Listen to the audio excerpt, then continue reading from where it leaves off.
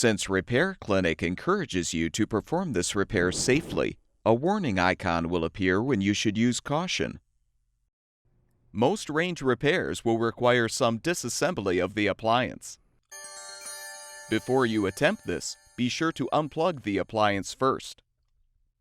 To access components through the back of the range, simply remove the screws securing the lower rear panel and set the panel aside.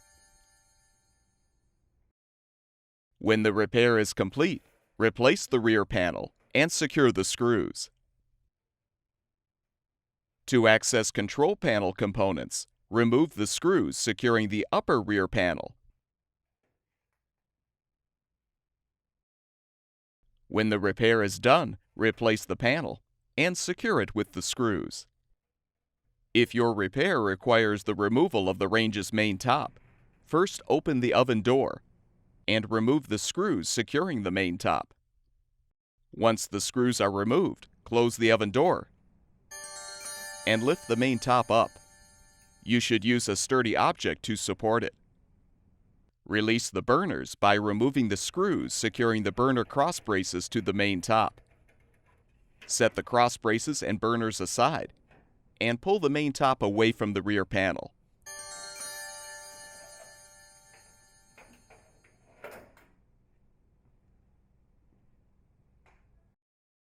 Reinstall the main top by inserting the rear brackets into the panel slots.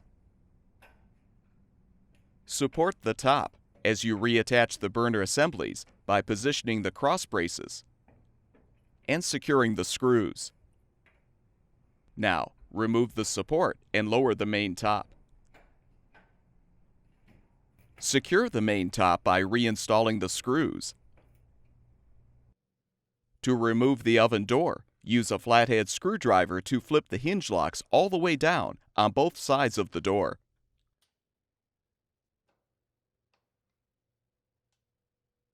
You can now lift the door up and out.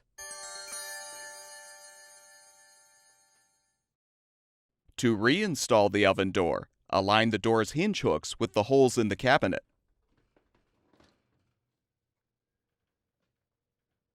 And push the hinge locks back into place.